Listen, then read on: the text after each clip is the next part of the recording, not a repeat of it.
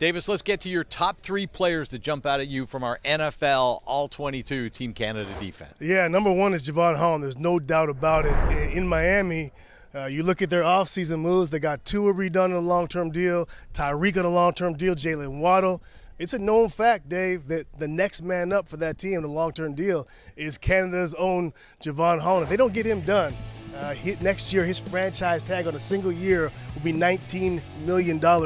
It is a priority to get him signed and redone for this team. At this point in the National Football League, it's about securing your family's long-term financial success, and in this case, he's going to get it. If you look at their defense, he's the leader back there. They have a first-year defensive coordinator in Anthony Weaver, who he seems to be getting along with, and just all that he can do for that secondary back there.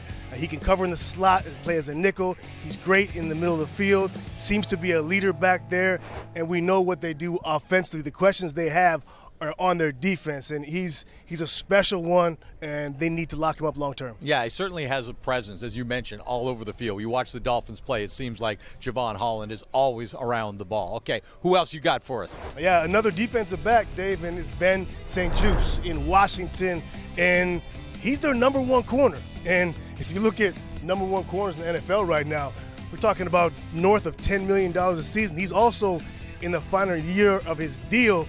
If Ben St. Juste gets to open market, you don't know what he could do. They have a real turnaround there in Washington. Obviously, Ron Rivera is out, Dan Quinn is in. And Dan Quinn coming over from Dallas, they played man coverage. And here's where St. Juste is going to earn his money, Dave, and why he's number 2 on this list. They played man coverage, the 3rd most in the National Football League. He's going to be asked to line up on teams' number 1 receiver quite a bit. Last year, they played man a lot as well. I think they were a top 10 man team, but not as much as they did in Dallas. They got added some pieces on defense. Ben St. Juste plays one of the toughest positions in the NFL on the island, and he could be and probably is Washington's number 1 corner. You know, you see a Canadian playing corner in the National Football League. I would be remiss if I didn't make a little nod in the direction of the first Canadian ever to play corner in the National Football League, my friend. Yeah, no doubt. Appreciate it.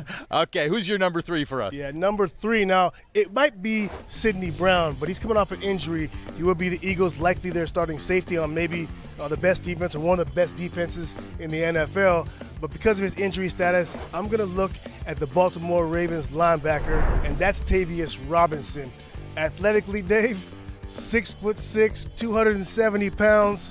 He is the prototype 3-4 outside linebacker, a truly gifted athlete. And Tavius didn't have a huge role last year on a great defense in Baltimore. He was a special teamer, but there are high expectations for what Tavius can do.